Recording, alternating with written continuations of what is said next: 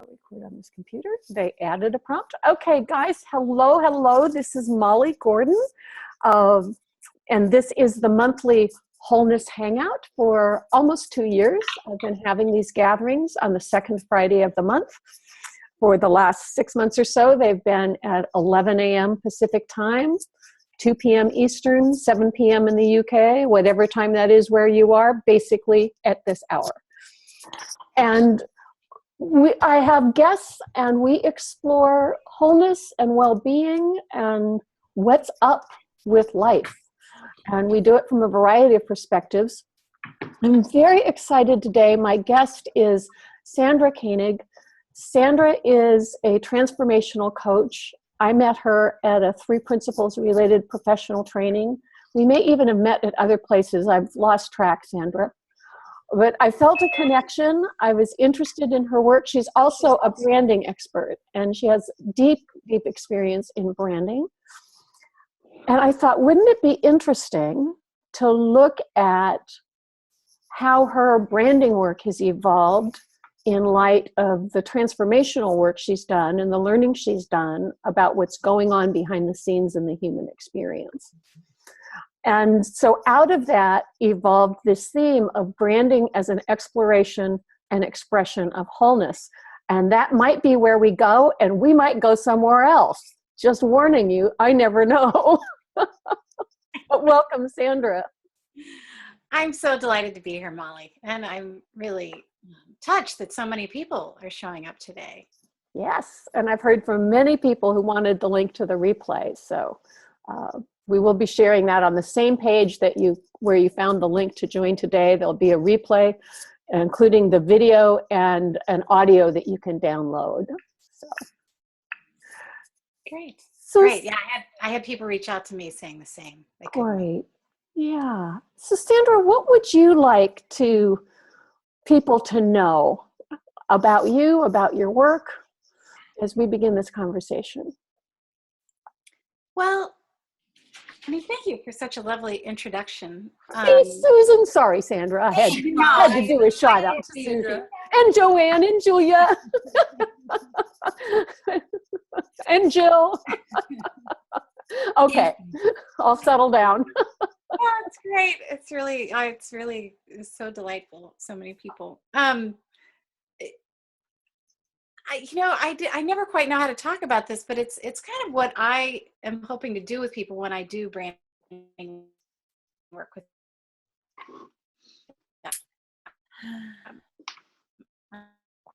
Oh, Sam, lost you. Oh, shoot, we're losing. Your own journey. It'll come back. Uh-oh. I think my internet connection was bad for a second there. Yeah, it was. But are you back? Molly, can you hear me?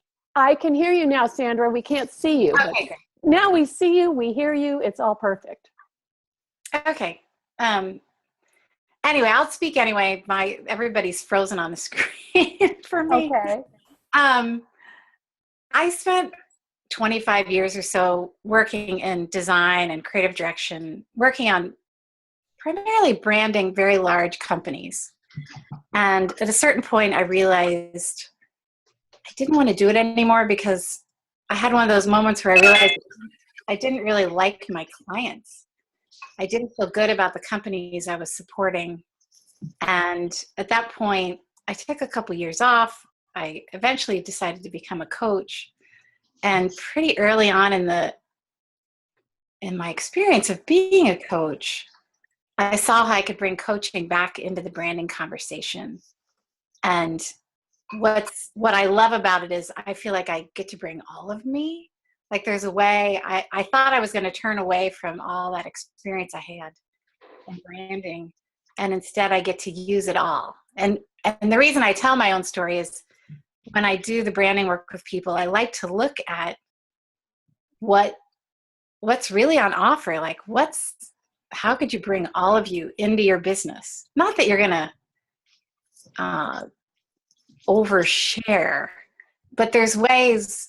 I think we're all unique expressions of the divine, and how can you begin speaking to that in your business communications. Like there's a fundamental vision behind everything what you do, and that will then inform what you create, your website, what's on offer, all of it. Mm-hmm. Does that make sense? That makes perfect sense. That makes perfect sense. And I'm just, my attention drifted for a minute because I'm muting folks just to keep the spotlight on you and to cut down on background noise. So that makes perfect sense, Sandra. Absolutely. Thanks. Yeah. Let me see. Let me see if I can get you back into this main frame. There we go.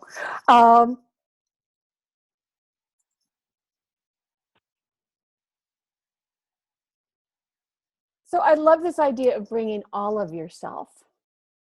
And it does seem to me that sometimes when I think about branding or business, I start accessing a different set of ground rules. It's like reality works this way in life, but it works this way in business. It's different over here. Right.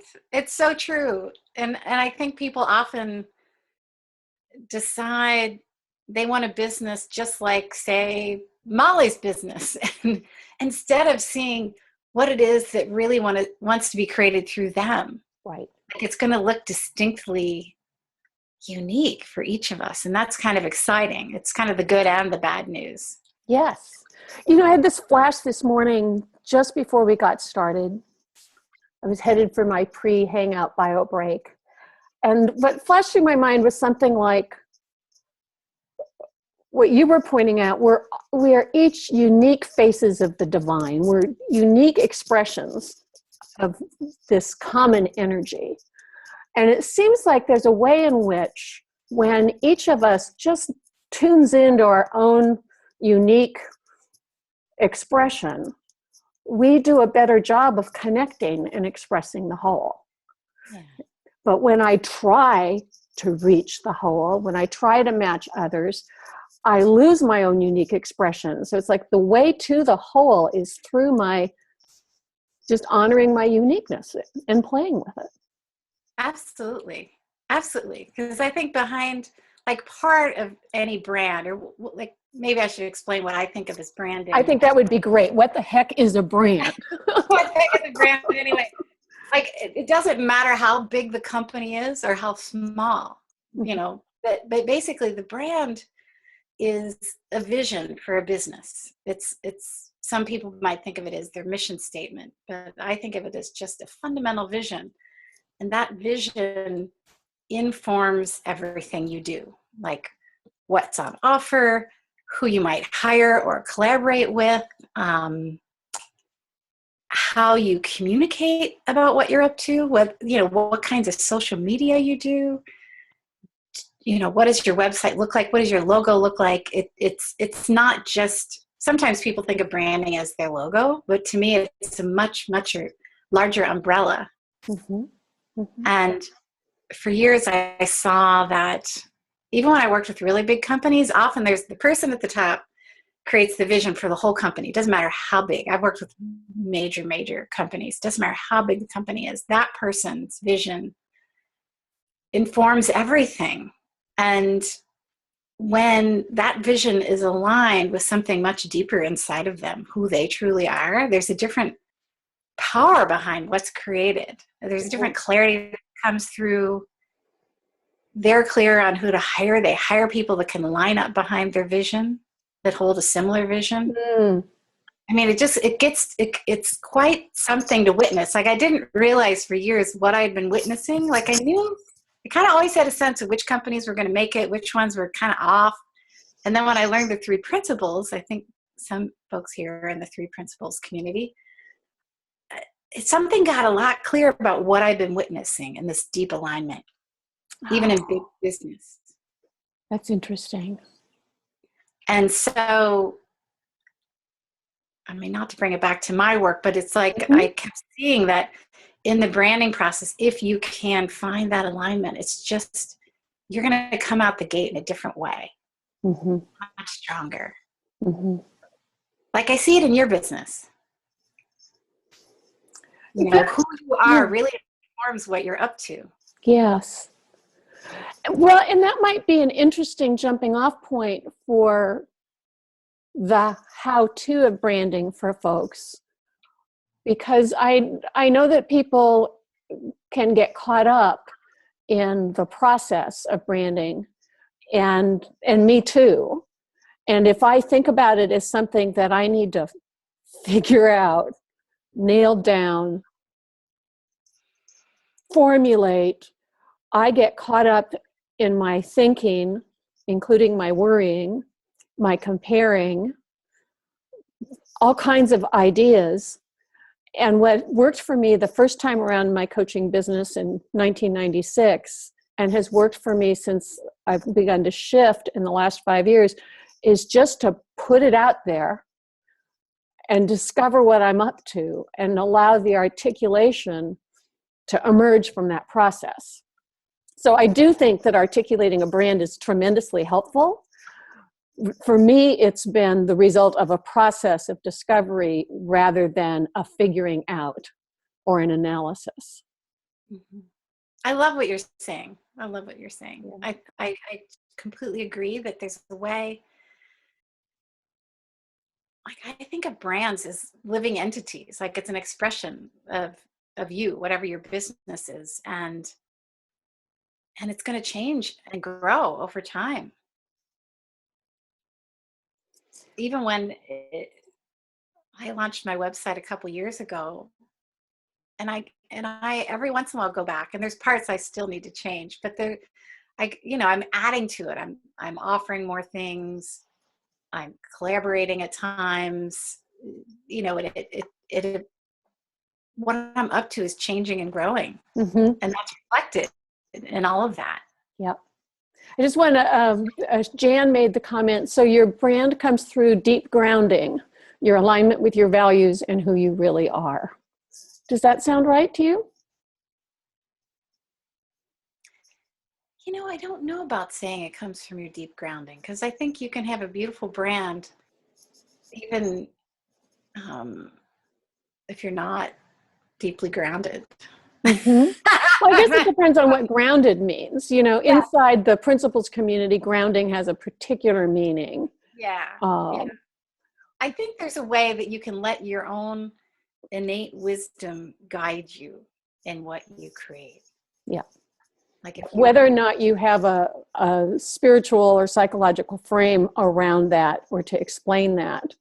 Yeah. That when an individual or company is tuned in, and perhaps, Jan, you can say something about this, or I could even unmute you to find out what you're thinking about what you mean by deep grounding. Jan, do you want to say anything about that? And you don't have to, but I unmuted you in case you do. Hi, Molly. Sure. It's interesting because I actually have a sort of a personal inquiry in the last few months around what grounding is and what that actually means.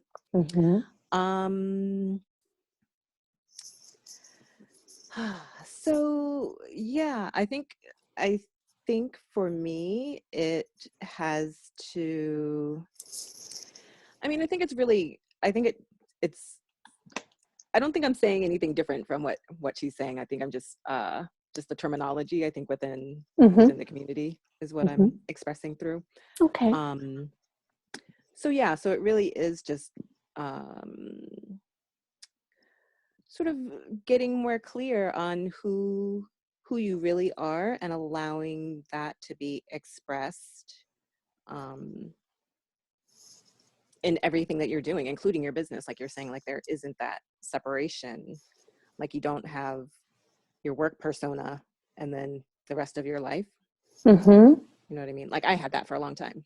Yeah. One of my clients talks about it as after working together, she said, "So you mean I can have one life?"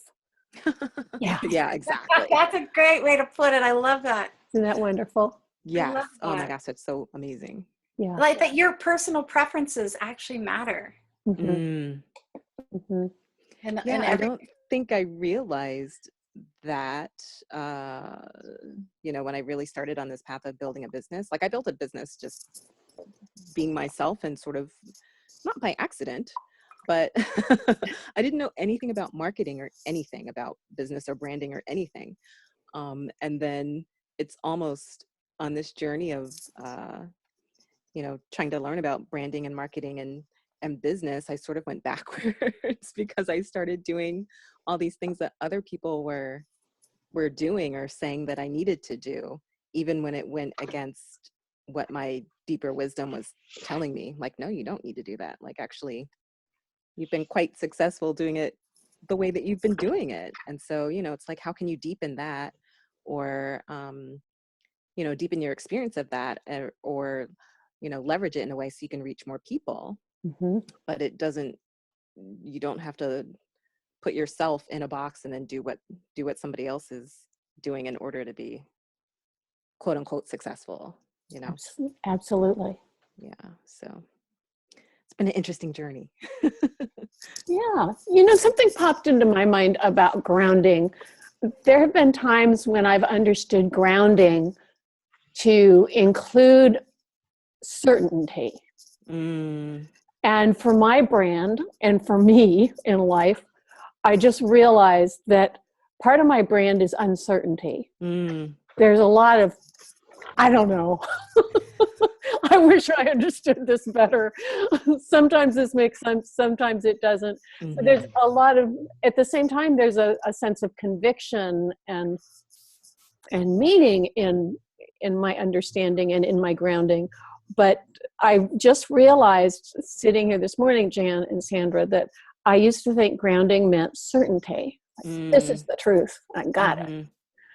And grounding can include a grounded uncertainty, a kind of settled uncertainty.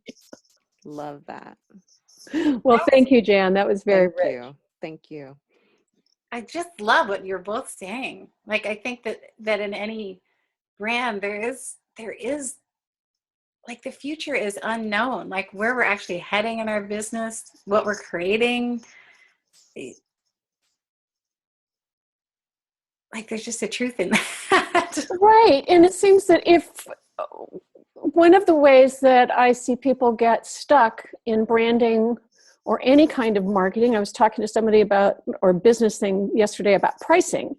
And what was hanging her up from naming the price that was just in front of her heart to name was the fear that a different client group might show up and she might want to charge them something else.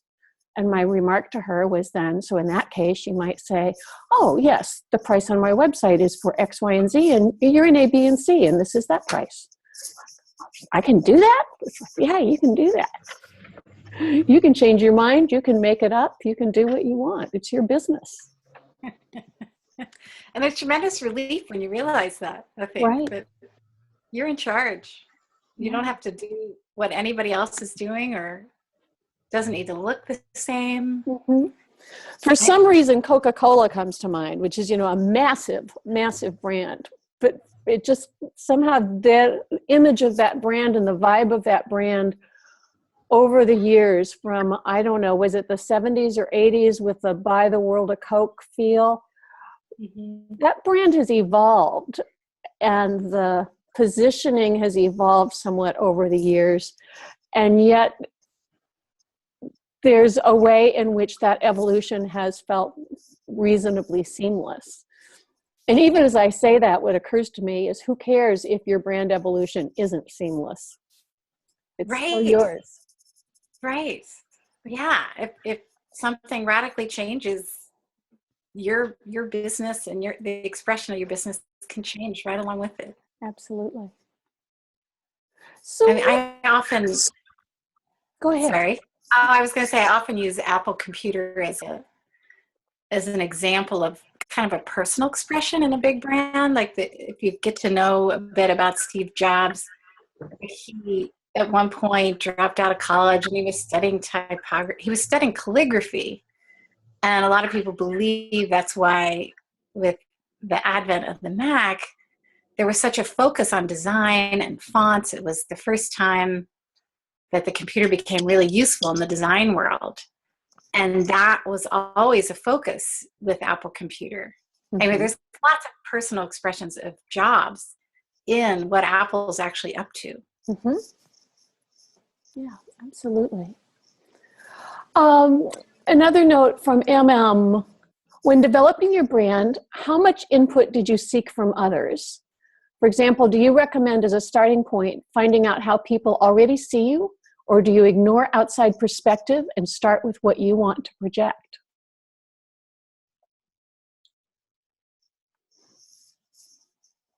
What do you think about that? I'm happy to answer it. Yeah, well, we can both take a crack at it. I think what occurs to me is whatever opens you up.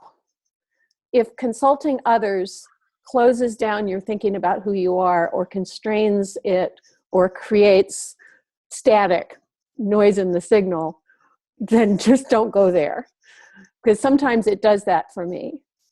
There are other ways in which I remember the day as a brand new coach, I realized that I had one perfect client. And it occurred to me that she was perfect. And she was perfect in that I had utter confidence that our work together was serving her, and that she was getting what she wanted. I was having a good time. This was good. And I thought, so all I need to do is let the world know what she's getting and who she is, so that other people like her can see themselves and come to me. And so I started listening to what she said she was getting and using her language to talk about my services. So in that sense, I did look outside of myself. But it wasn't like taking a survey. I already had reason to care and value and know that it was going to be nice for me to have more people like her come my way. So that's my first thought about it. I like that. I mean, there's a way that sort of outside input. I think when somebody's like, I can imagine your experience of that client was it really resonated what she was saying to you. Like you got, she understood what you were up to. Yes. And that kind of feedback is invaluable. Well, when we talked about this Hangout and I did this write-up and you said, whoa, I really like the way you're talking about my work. I did. I was like, I should have you write my website. And so sometimes other people can reflect to us what we're up to and give us some really useful language and expressions of our brand. But the measure isn't whether or not they've got clever language. The measure is whether or not you light up when you hear their language. You know, is that, oh yeah, that's what I do. Yeah. But to survey the world to find out what you should do or what looks good, that's a disaster in my experience. Yes, because then you're just delivering some idea of what people want instead of what you really have to offer. Right. So let us know if that doesn't make sense, does make sense, or if you've got any other questions. And I'm curious, Sandra, how you work with people to get at their brand. What have you discovered about helping folks get there?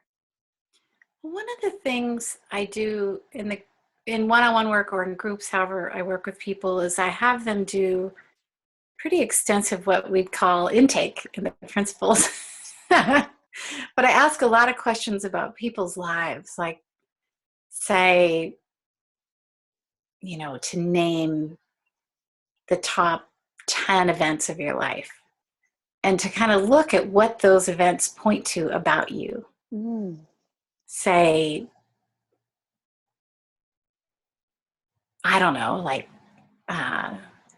what I could use as an example in my own life. Like, well, when I was quite young, I had a job that I just loved.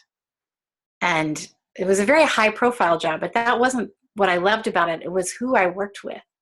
And the spirit of camaraderie and collaboration was quite unusual in the design world. It tends to be very competitive. In this particular office, we were so collaborative.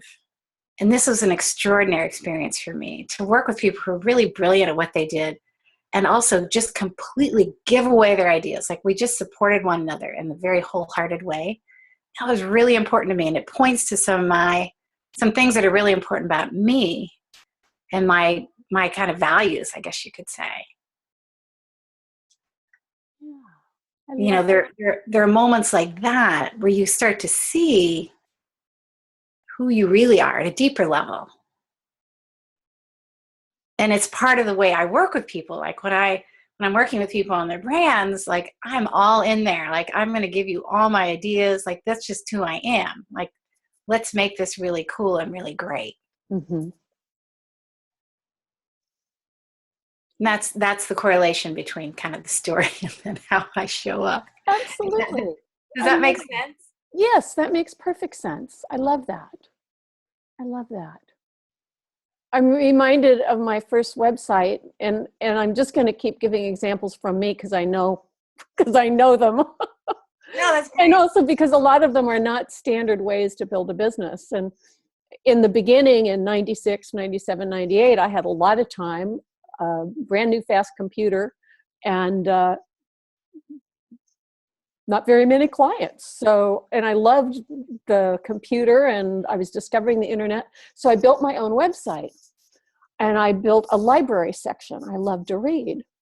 And I got an Amazon Associates account, and I put up probably 70 or 100 books that I loved. And some of them were Jungian psychology, and there was a section on coaching. And there were the novels, the Lord Peter, Harriet Vane novels of Dorothy Sayers, because I love them. And I got this sense, it was also, my first website was called coachladybug.com, because ladybugs were a power symbol for me, a personal, they made me happy. So I decided they were my totem. Wait, coachladybugs.com. Coach Ladybug. So Coach Ladybug. yeah. I love it. It was wonderful. And I let my branding journey, if you will, be a process of putting onto the web, projecting onto the web the things that amazed and delighted me and interested me, and sharing them with the world, and let those create a kind of gestalt and feeling and vibe that people could either go, I like that, or I don't. I didn't talk very much about coaching because I didn't have very much to say about it. I would freeze up whenever somebody would talk to me about coaching. It's like, I knew I could do it. I knew what it was, but apart from citing some canned language, talking about coaching didn't seem to me to be the point, so I didn't do it. And I had so much fun with that. And I ended up with clients and readers who, I used to joke that my niche was people who thought Molly Gordon rocked, which may sound just horribly narcissistic, but it's actually a really practical niche. If you're looking to attract the people who are going to like what you're up to, you're going to have a good time connecting with them. And you're both going to be pretty happy. Yeah. Yeah. I mean, and that sort of points to what's fundamental about good branding is when there is a certain level of authenticity, the right people are going to connect to you. Mm-hmm. Like if you write something that really comes from you on your website, instead of having somebody else come in and make it more slick or whatever, there's all different kinds of perspectives. The right people will hear you and come to you. They're going to resonate with you on some level. Absolutely. Absolutely. So there's a sense of kind of playfulness about the process, it seems to me. Yeah. It certainly can be. I hope it is. Yeah. You know, that we not take ourselves too seriously. You know, in the beginning, I didn't have any money. I had a lot of time, and so I did it all myself, and I mostly had a really good time. I sometimes made myself nuts. And then I got successful and I had enough money to invest in internet marketing, and it really messed me up for a few years. And actually, the internet marketing was really helpful. It did help me take my business to the next level to the extent that it offered an orderly way to tweak and extend my reach. It was a lovely way to tweak and extend something that I already had. It's a crappy framework from which to invent a business, in my experience. Because if you start from within the internet marketing framework, it's very disembodied, disconnected. It's just all about methodologies and techniques and strategies, and it'll make you nuts. At least it made me nuts. And so when my business took a change, I finally realized I know how to do this. I know how to build a business, and it's not the way I grew my business, the way I built my first business. And so I went back to just throwing everything at the wall and seeing what stuck and having fun doing it. So just to remind people, if you mouse over the bottom of your window, at least on the Mac, a menu comes up, and near the middle of that menu is a little icon for chat, and you can send questions and remarks through the chat, and we'll see them. And if you'd like to talk, you can also just kind of raise your hand that way. There's also an icon that says participants, and at the bottom of that window, if you click on that, a new window comes up. And at the bottom of that window, there's another icon where you can raise your hand, but you could also just send me a chat note if you wanted to say something. So those are two ways to get unmuted and into the conversation. Yeah, I'd be very curious to hear if people have questions or observations or things they're up against in the vision for their business. Well, Denise has, I think, a classic. She says, where I get stuck with branding is having several quite different offerings. For example, performance art, trainings, therapy, coaching. How do you find the unifying umbrella? Well, I would imagine that unifying umbrella is who you are. There's something about you that's creating these uniquely different offerings. Now,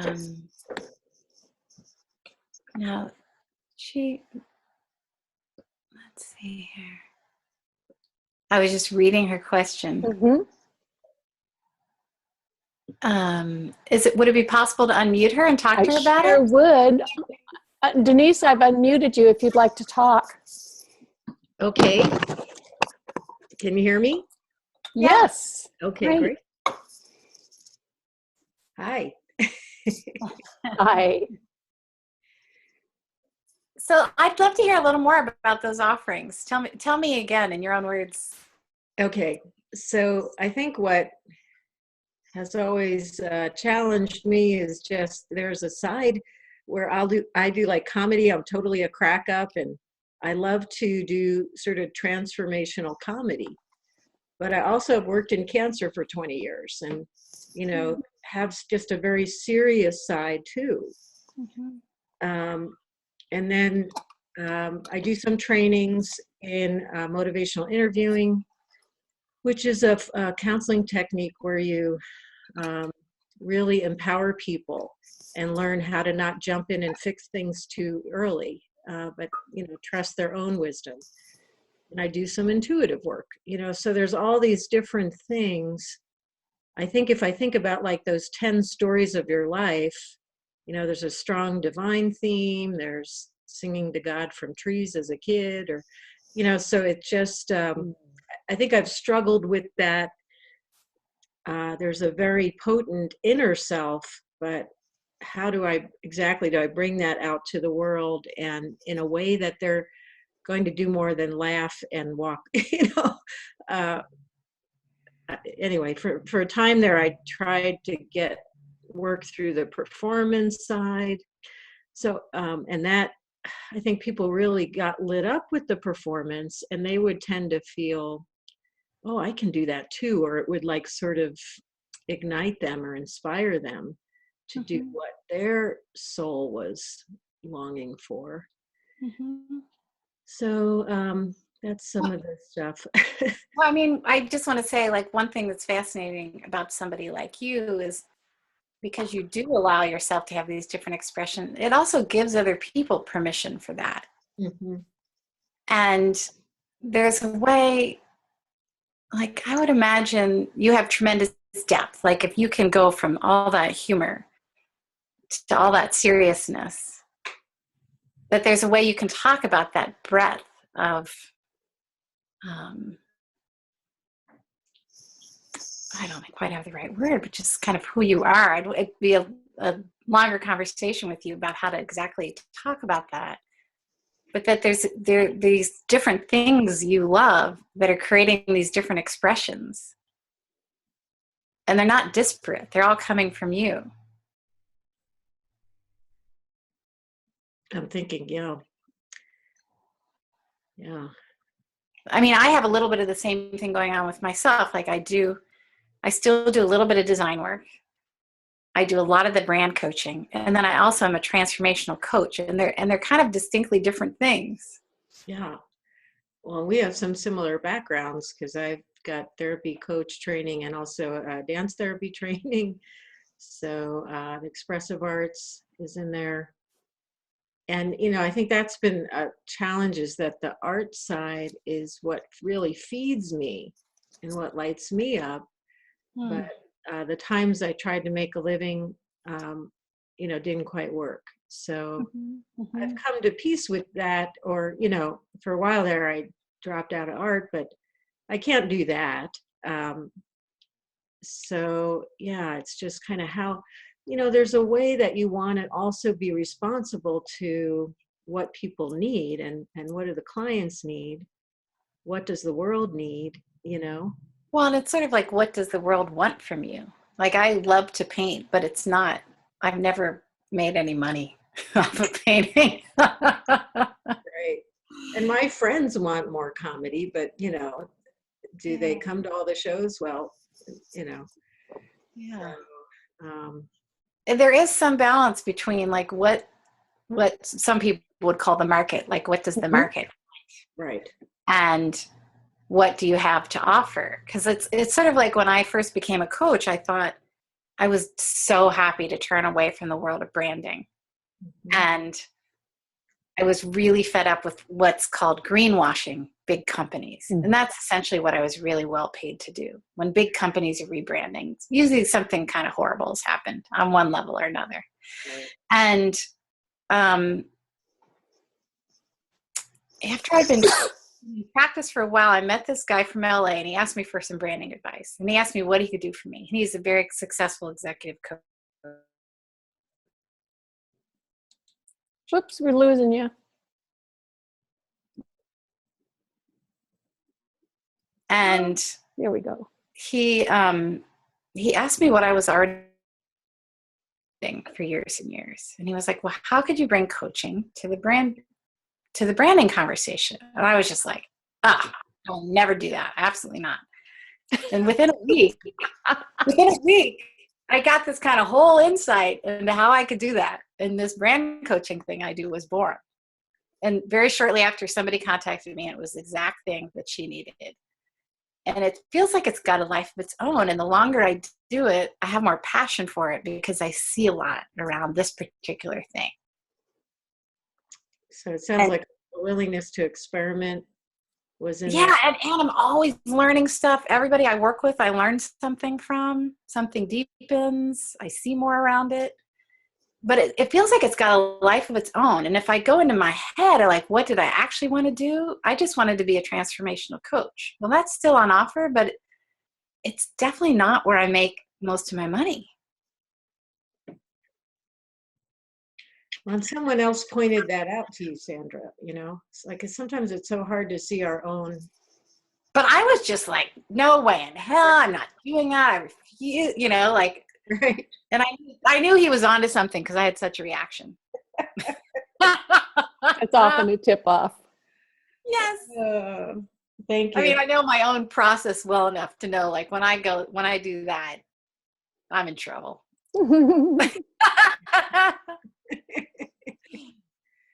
Okay. I'm glad you brought the market piece in to Sandra. I forgot your name for a minute. I'll just fess up. I forgot your name. I love it. I had a business for 8 years with a fiber art studio, making high-end, really complex knit clothing. And after I closed it, maybe a year later, I had this huge insight into why I really never made money in that. And it's because I didn't actually want to serve any clients. I wanted to make cool shit. And if you showed up and you liked what I made, that was cool. If you showed up and we liked each other and we were on the same wavelength and you wanted me to make something for you, I really worked hard to make something wonderful for you. But I didn't really have any interest in figuring out what would make you happy, apart from reconciling it with my artistic vision. And I thought, if you go into business and you're not actually particularly interested in what people need, you have a right to do that, but don't be surprised if they don't want to give you a lot of money. Right. And it was so freeing to see that. I didn't feel bad about that at all. I just thought, well, duh.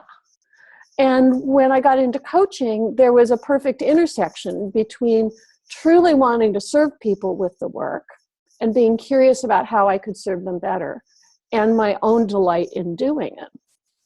And I made good money at it. So I think sometimes artists think that they're supposed to make money at their work.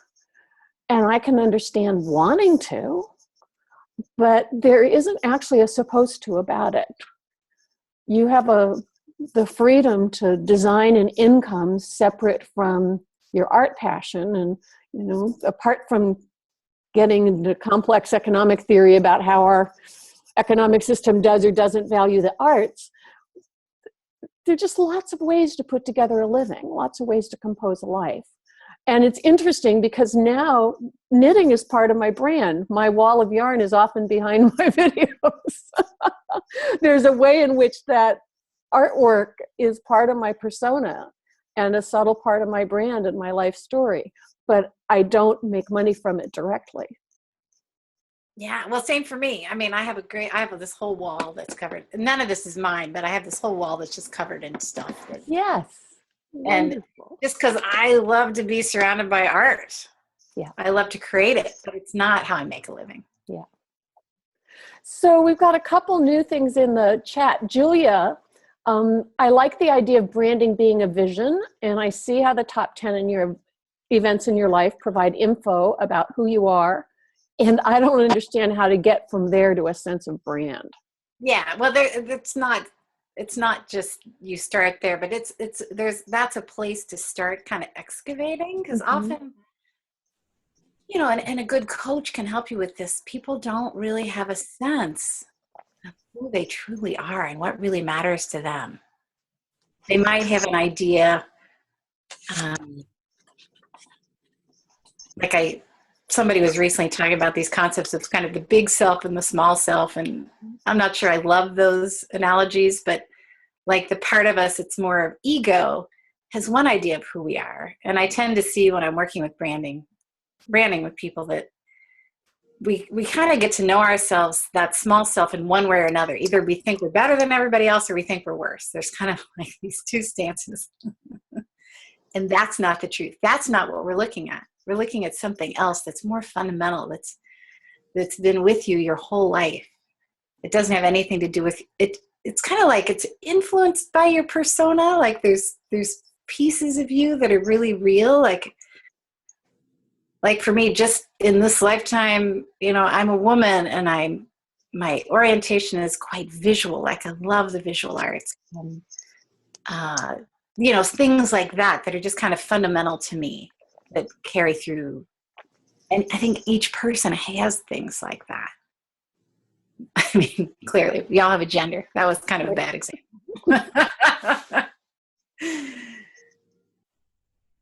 Does that make sense? maybe we can bring Julia online if you like, Julia. You're unmuted if you'd like to share. Okay.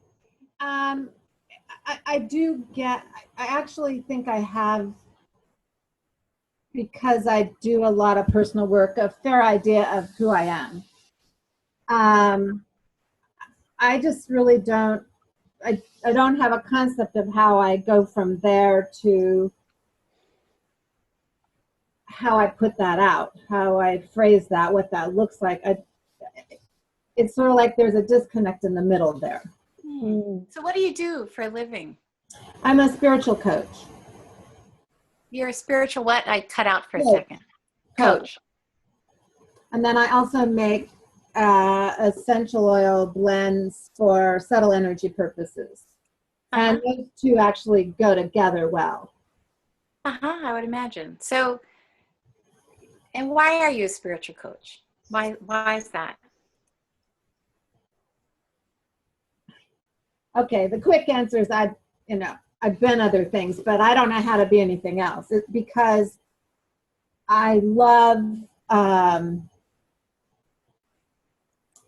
touching lives. I love watching people become more free, become more who they are, more whole, less encumbered by experiences or beliefs that took them away from who they are. And is that also a description of your own journey? Oh, yeah. Yeah, exactly. So that's the beginning of a brand. Yeah, Okay. I think so. What do you think, Molly? Yes, absolutely. Like there's a way it's so you, like you've seen this, whatever your journey was, whatever you did before, you saw something, you changed and grew, and now you want to help other people have that same experience. Yes. It's beautiful. Yeah.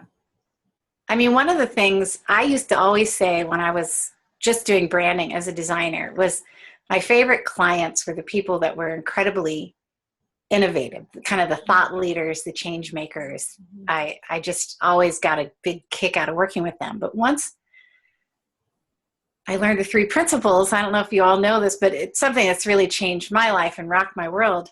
I started to see that everybody is a visionary and a thought leader. Everybody has that capacity. And I get so excited about that in the branding conversation. Yeah.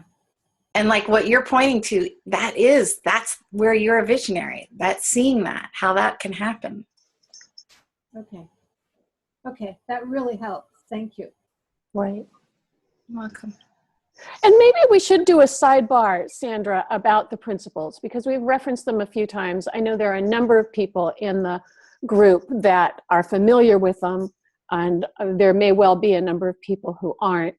I'll post some links to the replay page, which will be the same page as where you found the link to get here. But how would you summarize those principles or what you saw, not to put you in a corner or anything? Oh my gosh, how I see them changes all the time. But the 3 principles in the simplest way to describe them are mind, thought, and consciousness. And mind is with a capital M, and it's sort of the God principle, or this unifying energy that animates our world and is benevolent, exists for us. And I think of thought, and you can totally correct me, Molly, but I think of thought as being this very creative principle that we as humans experience the world through our thinking, that we're always living inside the feeling of our thinking. And the ramifications of understanding that are tremendous. And Molly was sort of pointing to that when she was talking about how we can get caught in all our thinking when we're trying to create a brand. And there's a way when you start to create from a quieter place, it's not so much based in the intellect, something different and clear comes through. That's how I see thought in branding. And then consciousness is just the fact that we're aware, that we can be aware of our experience, that we're alive. How'd I do? I think you did great. You did great. And again, I will put some links up. These are insights. The 3 principles are a way to articulate spiritual insights that in some respects have been around for ages, for long, long, long time. And in the 70s, a man named Sydney Banks in the Gulf Islands in British Columbia had an awakening experience. And Sid was like Byron Katie, one of these people innocently going through his life without any particular interest in awakening, and he got zapped. And he saw in a moment how everything we experience in life comes to us via what he calls thought. And he uses thought in a very broad way. So it's not just what you're aware of thinking, it's all mental activity. And it had a profound effect on him. And he articulated, as I said, these ancient principles in the simplest way that I've found. And they are quite profound, and it is quite life-changing. And I get really excited when I meet people like Sandra who are integrating those insights with how we work and move in the world. The principles show us that everything that exists comes out of this infinite, intelligent, formless space. And there's more where that came from. So one of the implications of the principles for me when it comes to branding or anything else is there's more where that came from. So you can try coachladybug.com, and my next website was mollygordon.com, and my next website was authenticpromotion.com, and my next website was shabooming.com. And for a while I had multiple websites. And you get to keep creating. And sometimes we go through life like you just got one shot. And it's like, you don't just have one shot, and there's an infinite well of inspiration and ideas and possibilities to draw from. So the idea of needing to get it right is really goofy. It just doesn't make any sense. And as you pointed to the understanding how thought works, there's a way in which we use thought as a creative principle, but if we get caught up in our personal thinking, we tend to just keep going back. It's almost like you draw water out of the well and you take that bucket into your life, and then you just use the water in that bucket for everything. And that's going back to what I call personal thinking over and over and over. But if you settle down, you realize you don't just have to use that bucket. You can go back to the well. There's more thinking where that came from, more possibilities. So there are lots of neat implications of it. And yeah, good stuff. Well, I don't want to skip over Wendy because she also has a really great question. I find that what I offer from my point of view is what people need, and they get a lot out of it, but that's not necessarily what they think they're looking for initially. So choosing what to put forward in a brand gets a bit complicated. So I've got what they need, but it's not necessarily what they're looking for. How do I brand that? Can I talk to Wendy? Is she Yes. Yes. Hi. Oh, there you are. Unless I mouse over you, I can't see your name. Oh, Oh, so whatever you call me, I've probably been called worse, so it's okay. You and me both, Wendy. I'm just curious, what do you do? Like, it was a little bit vague what you were saying. I realized afterwards that I'm not quite sure which business I'm talking about. I'm doing 2 businesses right now. One of them I've been doing for a while, and that's that I'm an astrologer. And I take a very counseling approach to that. And it's very psychological what I do, but the whole word and concept of psychology really scares people. And they think, oh, it means that there's something wrong with me, which is really not what I try to do with my clients at all. I try to reframe what it is that they're going through so that the light goes on and they can move forward in a new and different way. And, sometimes just removing the obstacle that's allowing them to see things more clearly will just, open up a whole new door for them. It's wonderful. And I love that part of it. The other business is I'm a web designer. So I'm kind of all over the map as well. And that is just starting to get off the ground. And I do have some clients, and it's great. I'm still sort of honing in what my ideal client and my ideal kind of work is going to be. Almost all, if not. Sorry, go ahead. No, your question about kind of like what you say you do and then what they get, is that come up in the astrology or in the web design? Well, it definitely comes up in the astrology, and to an extent it comes up in the web design because so much of what I do is technical, and the people that I work well with are people who are really not technical. So obviously part of that approach needs to be, what are they going to get out of it? What is it going to look like from their end? Well, I get to do all the hard stuff that makes them crazy, makes them want to tear their hair out by the roots. But that's kind of vague as well, and I want to try and be a little bit more specific about what I do in terms of, helping to keep their website safe and secure. And there are different things that I do as well. Sometimes it's actually creating a website. Sometimes it's just monitoring it to make sure that it's hasn't been hacked, or that it's up to date, and that right. sort of But those things I think are really concrete. Like I bet I can't imagine there's a big divide there. Like I think you could probably make a list of what you actually do. Whether they understand it is a whole nother thing. That's the thing, yeah. But yeah. like in the astrology, I don't know, I think I just got confused because it felt like there's some, I would imagine when people come for an astrology reading, they kind of have a sense of what they're going to get, don't they? Different astrologers take very different approaches. And my own, some people will get right in there with the predictions, and they'll say, okay, this is what's going to happen this year. I don't consider myself a predictive astrologer in the sense that that's not what I lead with. I do use predictive techniques, and I do talk about what's coming up, but more in terms of empowering the person to allow them to feel like, okay, I can do this. I kind of have a sense of where I'm going, and if the road changes, then I'll have an idea of how to deal with it, and they can always come back to me if they get stuck. So. Well, I mean, what's fascinating to me is listening to you. I think you have a lot of clarity about what's on offer, and you could just say that. Like, I don't do predictive. This isn't predictive. This is. Yeah. But a lot of people think that that's what they want. That's the thing. And, people think astrology, oh, good, it's a way to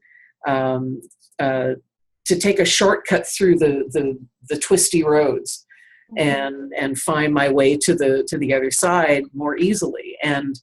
So what is really on offer? So if it's not an answer to all my problems. Right. Then what is on offer? What is it? Is it guidance on how to navigate that more gracefully, or I'm making this? Again, it's hard to describe what they really get out of it, because how it looks for them is different from how I'm seeing it from my end, because I am taking a very counseling approach to it, and I do have counselor training as well. So it's kind of a shade of gray in between the two, because they really are very different. They go in very different directions, counseling versus astrology. But I think I've spoken with some clients that I work really well with to find out what it is that they get out of it. And I'm just trying to think back to what they had said. One person had a really interesting way of describing it. She said, "You're really not a woo-woo astrologer. You're very grounded, and you're very concrete, and you have a really good way of expressing things so that it's very clear to understand." But again, that's sort of talking around what it is that I do. It's not necessarily talking about the thing that I do, which is a little more abstract or I'm sorry, I'm going to interrupt you. I just Go ahead. time, and I don't know if we have a hard stop, Molly. Right. And I I'm don't happy have, to have yeah. and I just want to say I'm happy to have Right. I don't have to have a hard stop, but it is basically an hour. So I think we should respect people's time. That's fine. Yeah. Yeah, I appreciate your question, Wendy. And I think it's a interesting inquiry and it cycles back in a way to what we started with. The first question is, do you talk to people outside or do you look to yourself for your brand? And I sense that your instincts around looking at what are the people that were such a good fit for the way you work, what did they say they got, might be a really good source. Yeah. As well as what you've been pointing to all along, Sandra, and that's this kind of sense of the wholeness. I'm aware that there's a difference between, for me at least, between brand as a whole impression of your company and a narrow part of the brand, which is how do I say what I do? Mm-hmm. And those aren't identical. Right. And sometimes I, for example, find it easier when I'm not sure how to say what I do to come at branding from the wholeness, from the working with the imagery and the way I make meaning and the way things make sense and sharing that with the world and letting how I articulate what I do evolve over time and largely come to me from what people tell me. But anyway, Sandra, how do people find you? Oh, my website is brandingharmony.com. And you can, if anybody had questions that didn't get answered, you can email me at sandra@brandingharmony.com. Wendy, I'm happy to talk with you a little more offline. Yeah, that's gracious because it is kind of a hard stop. Thank you so much. This has been really rich, and it's so fun to see some faces I haven't seen for a while and names of people that I'm not seeing visually, but I just really appreciate it. The recording will be up by the end of the day. I haven't decided on who's next month's Hangout is. I have some ideas. But stay tuned. If you aren't yet a subscriber to my newsletter, I send it once a month, and it's on the same page that you found the link to the Hangout, and that's how you find out about the next Hangout. Sandra, thank you so much. It's been amazing. You're the best. Thank you for having me. It was really fun. Okay, bye everybody. Take care.